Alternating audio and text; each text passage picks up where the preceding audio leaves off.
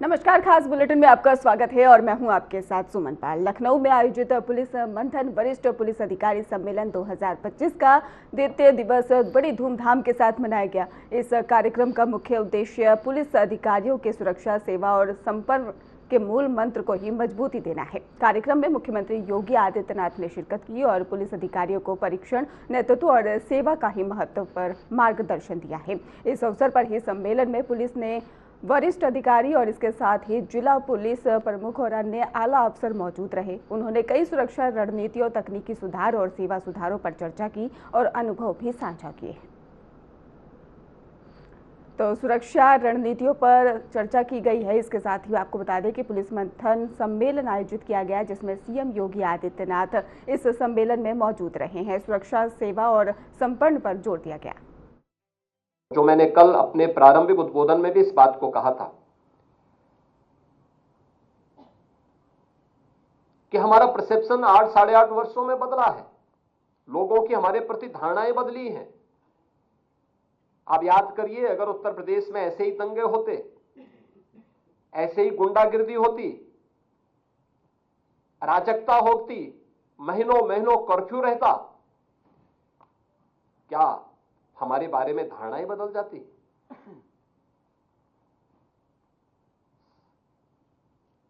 हमने उस धारणा को बदलने के लिए प्रयास किए, आउट ऑफ बॉक्स सोचा, कानून के दायरे में रह करके कानून के दायरे का हर एक व्यक्ति को एहसास कराया। परिणाम है, लोगों की धारणा उत्तर प्रदेश के बारे में बदली। हर व्यक्ति किसी भी फील्ड का हो, आज उस बात को मानता है कि हां, उत्तर प्रदेश में परिवर्तन हुआ है। अगर सुरक्षा नहीं होती तो हमारा इंफ्रास्ट्रक्चर इतना मजबूत नहीं होता।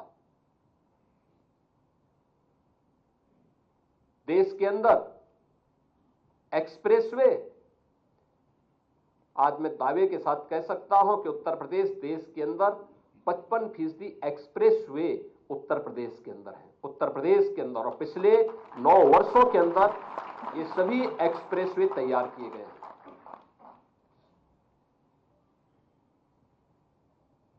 देश के अंदर सबसे बड़ा एयर कनेक्टिविटी का नेटवर्क भी यूपी के पास है, और अभी उत्तर प्रदेश देश का सबसे बड़ा एयरपोर्ट का शुभारंभ करने जा रहा है। इसी अगले महीने ही यह शुभारंभ हो जाएगा। देश का सबसे बड़ा रेल नेटवर्क भी यूपी के पास है, 16,000 किलोमीटर का रेल नेटवर्क। सबसे ज्यादा शहरों में मेट्रो का संचालन, पब्लिक ट्रांसपोर्ट की सुविधा उत्तर प्रदेश के अंदर है। देश के अंदर पहली रैपिड रेल और देश का पहला वाटरवे ये यूपी के अंदर आज संचालित हो रहा है। ये प्रयास करने से आगे बढ़ा है, लेकिन उसकी नींव है आज हर व्यक्ति यहां आता है, हर व्यक्ति निवेश करने को तैयार है। इसलिए क्योंकि उसको लगता है कि सुरक्षा है, उसको लगता है कानून का राज है, कोई चीटिंग नहीं होगी, किसी भी स्तर पर धोखा नहीं होगा, सुरक्षा का एहसास होता है। और उसके लिए जब उस प्रकार का वातावरण बनाया गया तब वह व्यक्ति इसके लिए तैयार हो पाया, और इसीलिए आज यहां निवेश भी है तो उसके अनुरूप हमने एम्प्लॉयमेंट भी दिया है। आप देखिए कितना पारदर्शी तरीके से हमने किसी का चेहरा नहीं देखा, किसी की जाति नहीं देखी, किसी का मत और मजहब नहीं देखा। अगर योग्य है, ये उसका अधिकार है। वेलफेयर की स्कीम में अगर वो यूपी का नागरिक है, यूपी में रहता है, भारत का नागरिक है, उसको वेलफेयर स्कीम का लाभ मिलना चाहिए। लेकिन जहां पर किसी ने कानून को ठेंगा दिखाने का प्रयास किया तो कानून ने उसको उसी प्रकार से उसकी गिरेबान को पकड़ने का काम भी किया है, और यह उत्तर प्रदेश ने करके दिखाया है। आज जिसका उदाहरण देश के अंदर अलग अलग राज्यों में भी लोग उदाहरण के रूप में प्रस्तुत करने का प्रयास कर रहे हैं। लेकिन वहां पर भी मीडिया हम नहीं बोल रहे हैं, लेकिन मीडिया उसको बोलते हैं यूपी मॉडल आ गया। ये प्रयास करने से होता है, आउट ऑफ बॉक्स जब हम कार्य करने का प्रयास करते हैं तब इस प्रकार की चीजें सामने आती हैं। और वह आज हम सब के लिए, मेरा मानना है, एक महत्वपूर्ण, हमारे लिए यह एक दस्तावेज बनने जा रहा है। याद करिए, इसी उत्तर प्रदेश में आदरणीय प्रधानमंत्री जी ने डीजीपी और आईजीपी कॉन्फ्रेंस में इस बात को कहा था, स्मार्ट पुलिसिंग का एक विजन देश को दिया था। और उस समय उन्होंने कहा था कि स्मार्ट पुलिसिंग के सूत्र भी उन्होंने उस समय बताए थे। और मुझे लगता है हर पुलिस अधिकारी, हर पुलिस कार्मिक को उसको अपने जीवन का मंत्र बनाना चाहिए। उन्होंने कहा था कि स्मार्ट पुलिसिंग का मतलब क्या है? Strict and sensitive, modern and mobile, alert and accountable, reliable and responsive, techno savvy and trained. यह सूत्र हमें कानून प्रवर्तन के भविष्य के लिए निरंतर और स्पष्ट मार्गदर्शन भी यह हम सबका करता है। यानी भविष्य की चुनौतियों के प्रति हम सबको सदैव तैयार रखता है। इस दिशा से हमें इन सभी बातों को अपने जीवन का हिस्सा बनाना पड़ेगा। 3 नए कानून लागू हुए हैं, हमने गत वर्ष जुलाई में लागू किए हैं। और याद रखना, ये तीनों जो नए कानून हैं इनकी अवधारणा न्याय पर आधारित है, जिसमें भारतीय न्याय संहिता 2023, भारतीय नागरिक संहिता 2023 और भारतीय साक्ष्य संहिता 2023, इसके बारे में अधिक से अधिक जागरूकता पैदा करना। हर पुलिस कार्मिक के साथ साथ इसके बारे में हमें अलग अलग तबके के साथ में बैठक करके इस इंटरेक्शन को बढ़ाना और इसके बारे में हमें अपने आप को अपडेट करना होगा। और मेरा मानना है कि दक्ष, न्यायप्रिय, पारदर्शी, जवाबदेह और निष्ठा के साथ जनसेवा के प्रति संवेदनशील जो पुलिस बल है, यही अंततः कानून का राज स्थापित करने में महत्वपूर्ण भूमिका का निर्वहन करेगा और जो हम सबके जीवन का संकल्प है। ये कानून का राज ही है जो देश के अंदर सबसे बड़ी आबादी के राज्य के मन में, आधी आबादी के मन में जो सबसे असुरक्षित अपने आप को महसूस करती थी, उन सबके मन में एक नया विश्वास पैदा कर रही है। और मैं मानता हूं इसी कानून के राज के लिए हमें अपने आप को अपडेट होना पड़ेगा, हर एक परिस्थिति से, हर चुनौती से जूझने के लिए तैयार होना पड़ेगा। और इसके लिए एक बेहतर प्लेटफॉर्म पुलिस मंथन का मिला है। पुलिस मंथन के इस अवसर पर बहुत सारे प्रस्ताव हमारे सामने आए। हम पुलिस के इंफ्रास्ट्रक्चर को बढ़ा रहे हैं। हमने वह समय भी देखा है जब जर्जर, खपरेल और एस्बेस्टस बैरक के नीचे, टूटे हुए बैरक के नीचे हमारे जवानों को रहने के लिए मजबूर होना पड़ता था। और आज आप देखते होंगे कि जनपद के अंदर हाई राइज बिल्डिंग, बहुत सारे जनपदों में सबसे high rise building police barrack की होगी। एक परिवर्तन है। और हर जनपद में, किसी एक जनपद में नहीं, हर जनपद में। हम लोग जब आए थे 10 जनपद ऐसे थे जहां पे वर्षों से 2-2, 3-3 दशक से पुलिस लाइन नहीं बन पाई थी। हम लोगों ने वह पैसा भी गृह विभाग को उपलब्ध करवाया है। पैसा उन जनपदों को जाए, वहां पर ये चीजें स्थापित होनी चाहिए। पीएससी की जिन कंपनियों को समाप्त किया गया था उनका पुनर्गठन किया गया। पीएससी की महिला वाहिनियों का गठन किया गया। महिला कार्मिकों की संख्या इसमें बढ़े। आज वह 13% से बढ़कर के 36% से ऊपर महिला कार्मिक हमारी व्यवस्था के अंग बने हुए हैं। लगातार उस पर कार्य हो रहा है और आज एक सुरक्षा का बेहतर माहौल दिया है। बहुत सारे नवाचार इस दौरान हुए हैं। और मेरा मानना है कि जो 2 दिवसीय पुलिस मंथन का एक कार्यक्रम है, यह एक बहुआयामी और बहुपक्षीय सत्रों के रूप में आदरणीय प्रधानमंत्री जी के विजन 2047 की दृष्टि से अत्यंत महत्वपूर्ण सत्र रहा है और इसको हमें प्रत्येक वर्ष के कैलेंडर का एक पार्ट बनाना चाहिए। हर वर्ष हमारा प्रयास होना चाहिए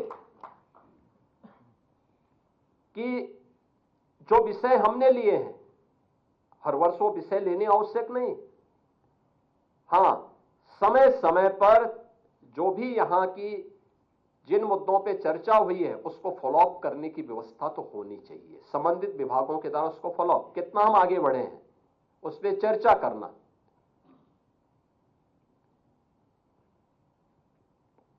पुलिस महानिदेशक के स्तर पर निरंतर उसकी प्रोग्रेस रिपोर्ट से अवगत कराते रहना और किसी स्तर पर कोई बैरियर है तो उस बैरियर को हटाने की तैयारी करना ससमय, जिससे हम समय रहते हुए जो चीजों पे चर्चा हुई है वह केवल आज यहां पर सामान्य आचार ही नहीं, बल्कि केवल विचार के स्तर पर नहीं, बल्कि उसको व्यवहारिक स्तर पर भी हम जमीनी धरातल पर उतार सकें, उसको फॉलोअप करने की व्यवस्था भी हमारी होनी चाहिए। और प्रयास होना चाहिए कि दिसंबर के अंतिम सप्ताह में ऐसे ही शनिवार रविवार के दिन 2 दिन का समय लेकर के अगर हम इस पुलिस मंथन के कार्यक्रम को अलग विषय के साथ साथ और अलग अलग सक्सेस स्टोरी को भी उसके साथ समाहित करें।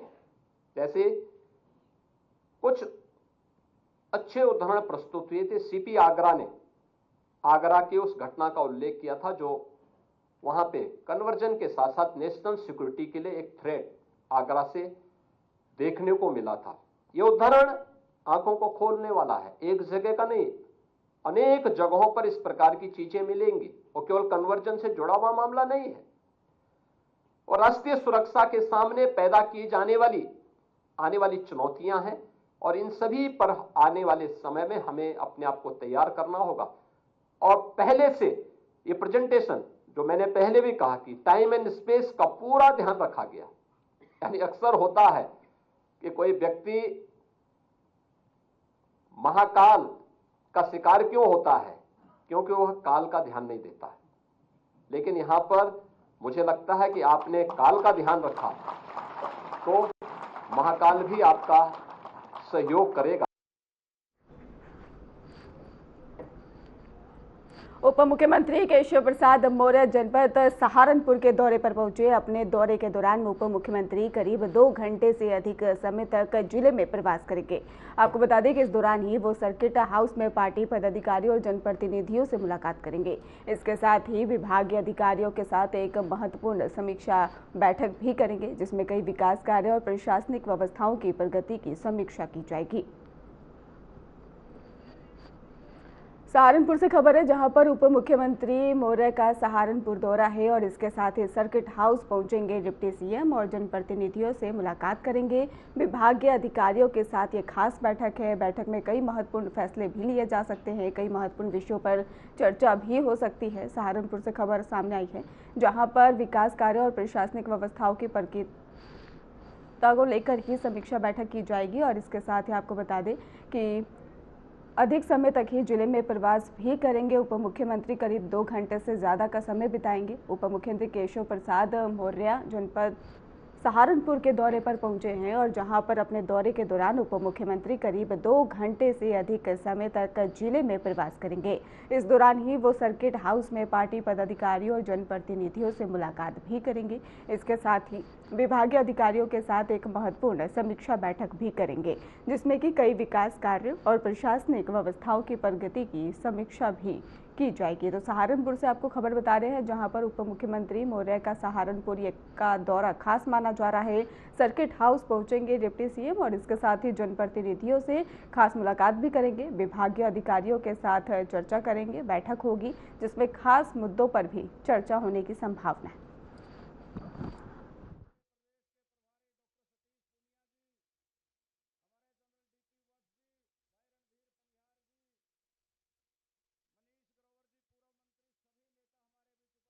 अयोध्या से खबर है जहां पर रामलला के दरबार पहुंचे सीएम चंद्रबाबू नायडू। जी हां, अयोध्या से बड़ी अपडेट सामने आ रही है जहां पर श्री राम जन्मभूमि मंदिर में किया दर्शन पूजन और आध्यात्मिक ऊर्जा से भरा अनुभव रहा, ऐसा नायडू ने कहा है। आंध्र सीएम ने ही रामलला के दर्शन कर आशीर्वाद मांगा है। तो बड़ी अपडेट जहां पर आंध्र सीएम ने रामलला के दर्शन कर आशीर्वाद मांगा, आध्यात्मिक ऊर्जा से भरा अनुभव रहा है, ऐसा नायडू कह रहे हैं। श्री राम जन्मभूमि मंदिर में दर्शन पूजन किया है और इसके साथ ही रामलला के दरबार में पहुंचे हैं सीएम चंद्रबाबू नायडू।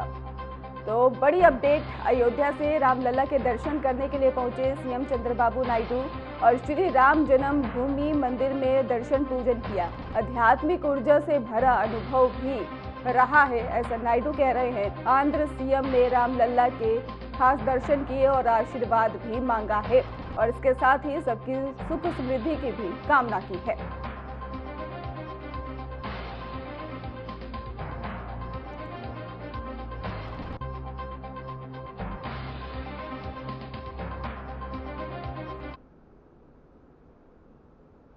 मंत्री धर्मवीर प्रजापति फिरोजाबाद पहुंचे। बड़ी अपडेट, ब्राह्मण विधायकों की पार्टी पर बोले मंत्री धर्मवीर और जब कोई मीटिंग होती है तो सब बैठ जाते हैं, ऐसा उन्होंने बयान दिया।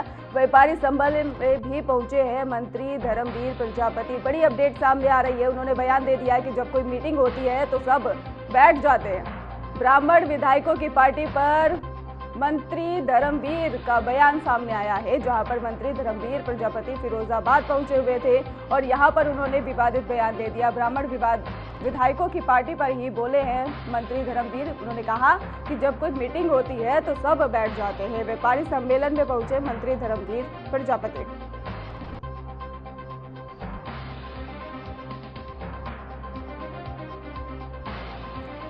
तो फिर से अपडेट आपको दे दें कि व्यापारी सम्मेलन में पहुंचे मंत्री धर्मवीर और इसके साथ ही आपको बता दें कि मंत्री धर्मवीर प्रजापति फिरोजाबाद पहुंचे, जहां पर ब्राह्मण विधायकों की पार्टी पर मंत्री धर्मवीर बोले हैं। उन्होंने साफ तौर पर कहा कि जब कोई मीटिंग होती है तो सब बैठ जाते हैं। इसके साथ ही व्यापारी सम्मेलन में पहुंचे मंत्री धर्मवीर प्रजापति। तो बड़ी अपडेट सामने आ रही है, व्यापारी सम्मेलन में पहुंचे मंत्री धर्मवीर प्रजापति।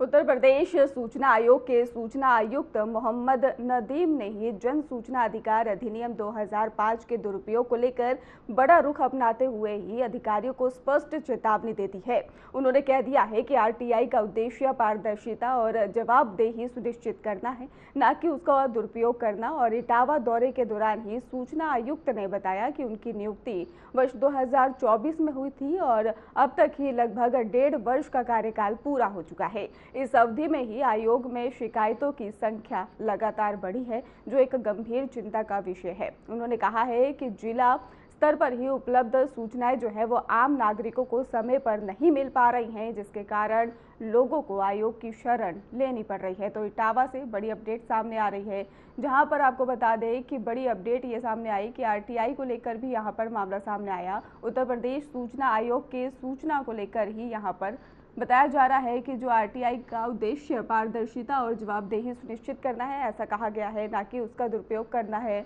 और इटावा दौरे के दौरान ही सूचना आयुक्त ने बताया है कि उनकी नियुक्ति वर्ष 2024 में हुई थी और अब तक लगभग 1.5 वर्ष का कार्यकाल पूरा हो चुका है।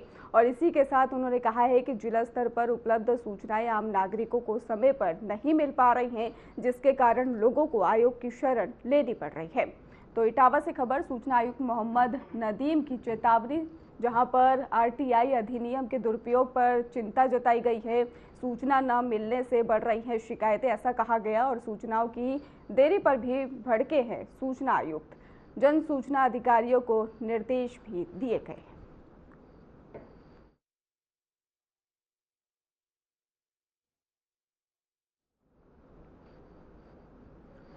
खबर सहारनपुर से है। सहारनपुर में बीते एक सप्ताह से तापमान में लगातार गिरावट दर्ज की जा रही है, जिससे जनजीवन प्रभावित हो रहा है। शनिवार ठंड के साथ साथ घना कोहरा भी छाया रहा। हालात इतने खराब नजर आए कि दिन के समय भी सड़कों पर चलते वाले वाहनों को लाइट जलाकर ही चलना पड़ा है। घने कोहरे के कारण दृश्यता बेहद कम रही है और जिससे कि यातायात प्रभावित हुआ है। वाहन चालकों को भारी परेशानियों का भी सामना करना पड़ रहा है। तो सहारनपुर में घने कोहरे की चादर ने लोगों को परेशान कर दिया है। सहारनपुर में ठंड और घने कोहरे का कहर साफ तौर पर देखने को मिला और दिन में भी वहां पर वाहनों की लाइटें जलानी पड़ी हैं और इसके साथ ही पश्चिमी यूपी में लगातार तापमान गिरता नजर आया है। लोगों में कंपन वाली ठंड देखी जा रही है। वाहन चालकों को सतर्क रहने की लगातार चेतावनी दी जा रही है ताकि कोई बड़ी दुर्घटना ना घट सके।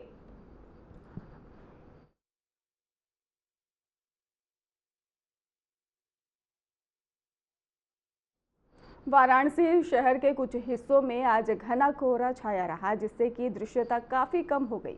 सुबह के समय कोहरे के कारण सड़कों पर चलने वाले वाहनों को लाइट जलाकर चलना पड़ा और घने कोहरे की वजह से यातायात की रफ्तार भी धीमी रही है और लोगों को दैनिक कार्यों में परेशानियों का भी सामना करना पड़ा है। वहीं पर अगर बात करें मौसम विभाग की, तो मौसम विभाग के अनुसार आने वाले घंटों में कोहरा बने रहने की संभावना है। प्रशासन ने वाहन चालकों से सावधानी बरतने और आवश्यक सुरक्षा उपाय अपनाने की भी अपील की है। तो घने कोहरे का असर वाराणसी में भी साफ तौर पर देखने को मिला। कई इलाकों में घना कोहरा और दृश्यता बेहद ज़्यादा कम नजर आई है। सड़कों पर वाहन रेंगते नजर आए हैं। इसके साथ ही यातायात पर भारी असर भी पड़ता नजर आया।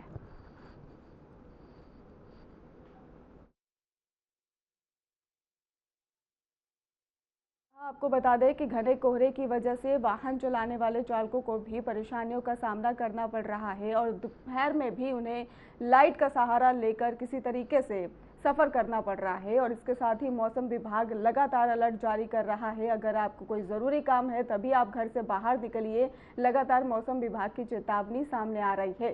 सड़कों पर आपको बता दें कि वाहन रेंगते नजर आ रहे हैं। दृश्यता बेहद कम है, जिससे दुर्घटनाएं होने की ज़्यादा संभावनाएं बढ़ गई हैं। वहीं पर लोगों को लगातार सतर्क रहने की नसीहत दी जा रही है, अपील की जा रही है और इसके साथ ही प्रशासन भी घने कोहरे को लेकर अलर्ट करने का प्रयास लगातार बनाए हुए है। वहीं पर कई इलाकों की बात करें तो घना कोहरा दृश्यता बेहद कम है, उसके चलते और स्कूल में भी बच्चों को गर्म कपड़े पहनने की सलाह दी जा रही है। इसके साथ ही ज़रूरत पड़ने पर ही घर से बाहर निकलने की लगातार सलाह दी जा रही है। इसके साथ ही बच्चों और बुजुर्गों को ठंड के समय में बचाव करने की भी सलाह दी जा रही है। वहीं पर मौसम विभाग की माने तो लगातार मौसम विभाग की तरफ से अलर्ट जारी किया जा रहा है कि घना कोहरा और भी ज़्यादा घना हो सकता है, जिसके चलते लोगों को अब परेशानियों का सामना करना पड़ सकता है। वहीं शीतलहर की बात करें तो शीतलहर के चलते भी सर्द हवाएं चल रही हैं, जिसके चलते कंपन वाली ठंड साफ तौर पर देखने को मिल रही है।